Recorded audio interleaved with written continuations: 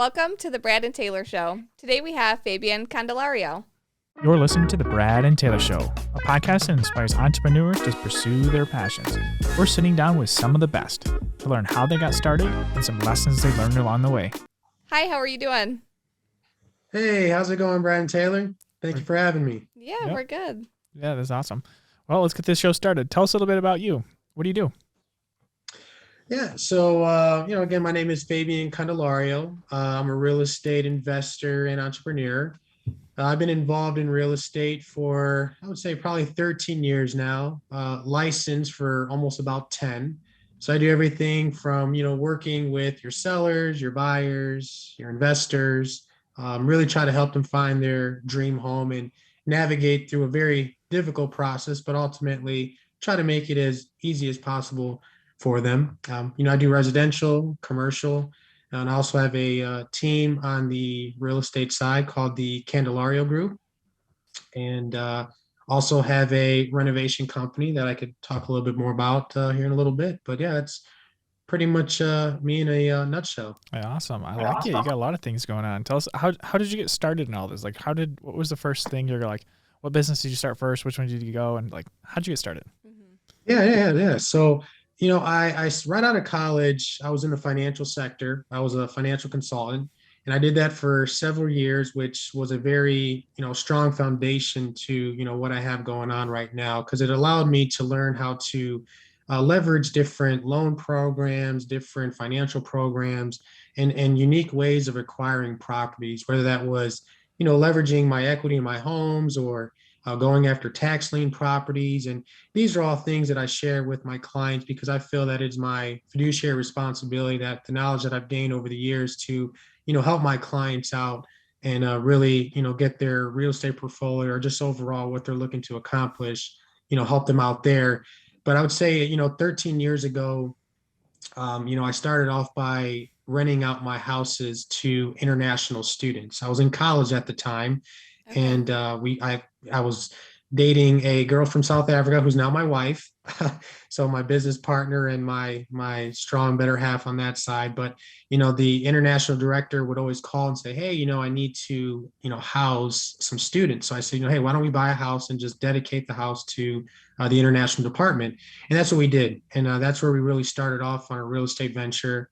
And really learning how to just work within homes, fixing them up. And at that time, I used to try to do a lot of the work, everything from the carpet to the flooring and whatnot. But I found that that wasn't my strong point. Let's just say that. I was good at what I was doing, but I really relied on my team and my contractors, which that really evolved into what we have going on today with Blue Square Renovation, which is a renovation company, and can't talk highly enough about my team and my business partners and how proud I am of just the services and work that we provide to our customers. We really want to give them that HD TV kind of feel through our service. We give access to our customers with an app, so they really have a good idea of the expectations on the renovation process and what's next in the process. But it's just we give them design, interior managers, and we have creative financing options so they can take on some larger projects. But I've always felt it was extremely important to bring more value to our customers while creating a positive experience throughout the whole process. Yeah, absolutely. I know you got a lot going on with that. And I know you mentioned you have a team now as well for the real estate side too. So when did you bring on your first team member for that, and how does that look right now for you? Yeah. So, right now in today's market, it is very aggressive. We'll say that. Yes. You have to be Johnny on the spot, and it doesn't matter what you're going on. If you have plans, they're canceled because if that house hits the market, we have to get out there as fast as possible. So, what I did was I wanted to be able to get my customers in the properties or answer their questions immediately. So I grew my team. So that way, my customers can get a hold of myself or my business partners just to really give them a better chance to get in the property. And that's what's really important, is to be able to, get our customers in the property, kind of explain the situation, getting the inspectors lined up, the title companies, things like that. We have a very good team on that process, to where even if they're looking at a difficult situation of selling their home and buying a property, which is, very difficult to do right now because inventory is really low in the market. Mm-hmm. But there are ways to do that, and some of the processes that we've created are giving our customers a very successful chance of getting to the properties. Yeah, that's awesome. When you first started, I know you said you've been in real estate for 10 years now, 13 years? Yeah, so I when I bought my first property, it was 13 years ago. I Okay. wasn't licensed then, but I've been licensed now for 10 years. So the first Okay. 3 years, I was just doing it as a private investor, and then I Mm-hmm. realized, I was like, you know what, I want to get my license so I can have better access to these properties. Okay. When you got your license, how did that first transaction go from you after that one? It was an experience. Some of my team members now, I tell them, I envy you, because my first property that, I looked at was a $10,000 property, right? So now it's a lot higher, and I'm glad I've had success on that side. But from the first start of where I was to now, it's definitely leaps and bounds, but it's Yeah. a lot of work, a lot of dedication, and be able to, give my customers a lot more value today than I did in the beginning. Yeah, absolutely. I know you mentioned the investment properties. I'm sure you've seen a handful of ones that maybe you don't want to step back into. Which one is the worst property that you can think of?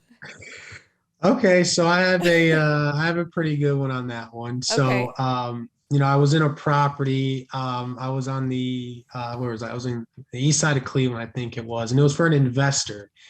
And walking through the property, I kid you not, I saw a rat that had to be the size.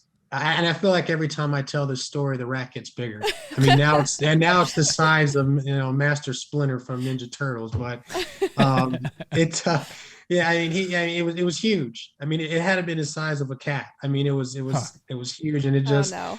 when you're not expecting to see a rat, Yeah, you what did you just do? What was your reaction to that? I'm not going to say it was one of the most manliest screams I've had in my life, but when you're not expecting to see a rat that size, you kind of just like, oh boy.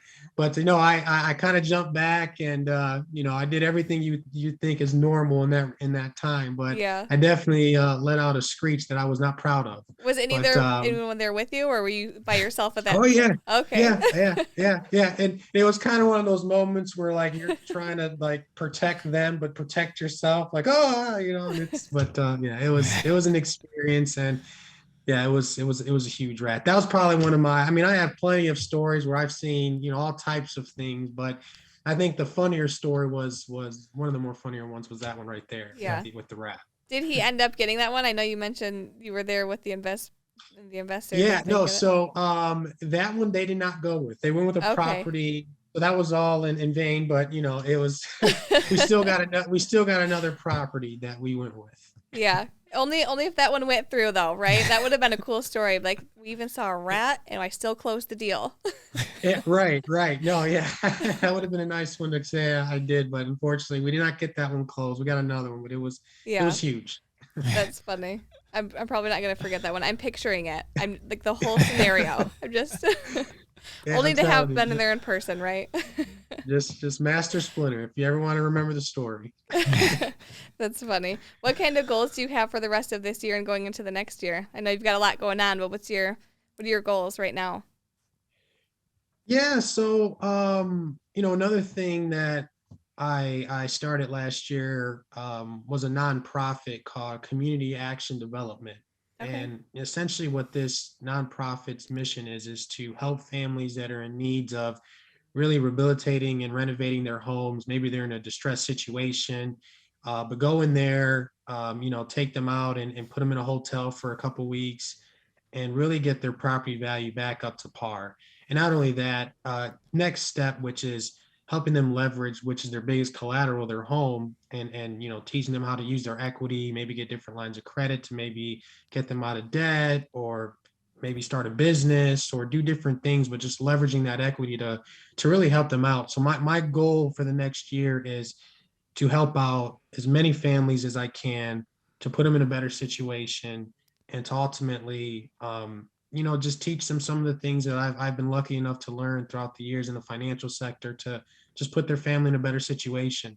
So it aligns with everything that I've been able to do in my career, from a real estate, financial, renovation standpoint, and to kind of put it all together to really do good in the community. So that I would say, of all the goals I have going on, that would be one that I would love to see, Yeah. just help out as many families as we can. Yeah, that's awesome. Are these families local to what area?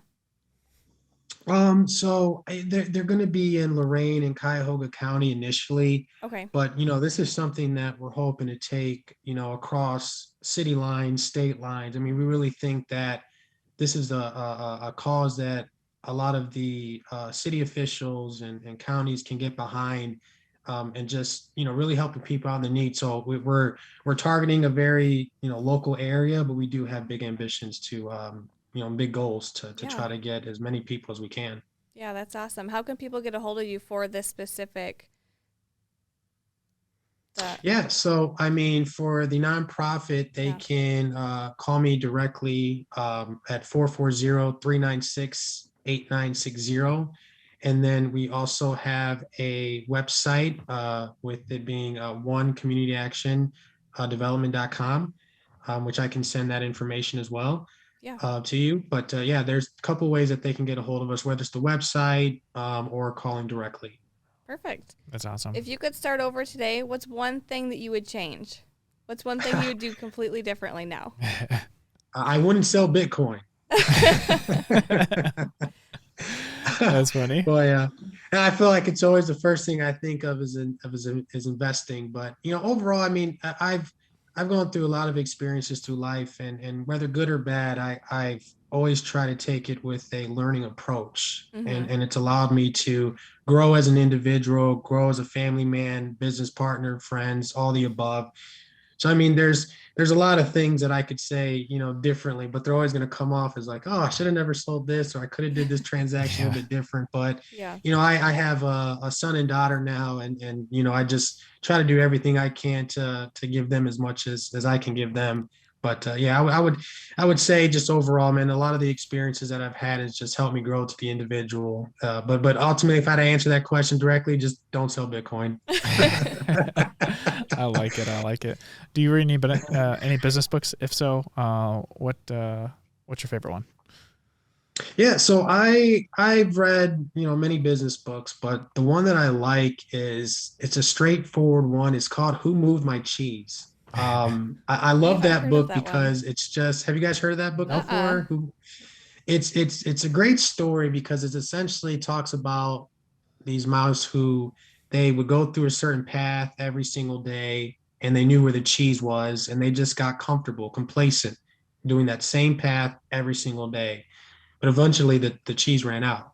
And there were two groups of mouse that ended up, trying different paths, and they ended up finding other areas of cheese. And the analogy that the book, has, the overall meaning is just, not to get complacent, just whatever you're doing today, it's working, and that's great. But, always have different means of getting to where you want to be, and always being proactive and working hard. And even though you're having success today, just don't get comfortable. And you can see that with big businesses that have, and, the ones who have grown exponentially, is that they're always looking to take risks and be proactive. And that's just, it's a great book. It's very simple, but that one has always stuck with me for a very long time. Yeah, and I feel like that one would be very fitting too because markets are always changing, everything is always fluctuating, so you got to be able to Absolutely. yeah. Absolutely. That's the main point of the story, is like, the only thing that's constant is change, and we just can't get comfortable, and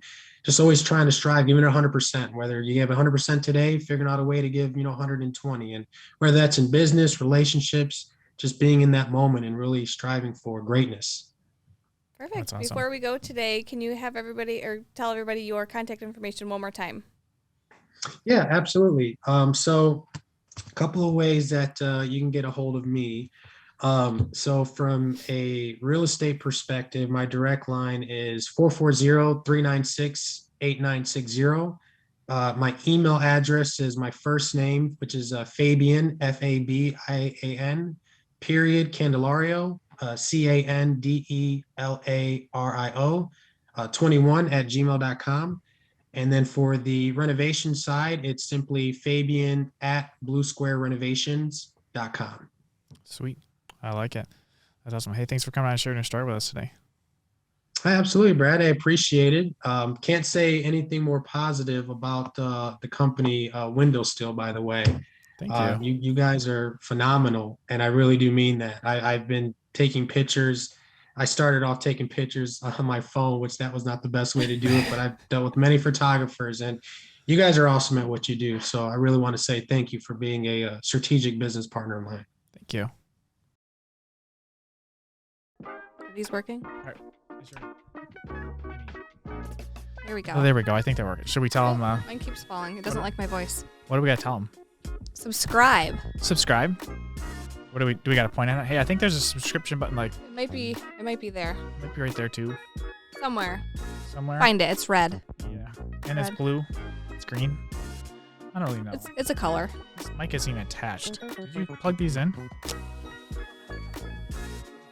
Well, I guess. I wonder if they can hear us. Yeah. I wonder if they hear us. Well, we should probably tell them if they can hear us. We should probably tell them also give us a 5-star review if they listen to on Apple. That'd be cool.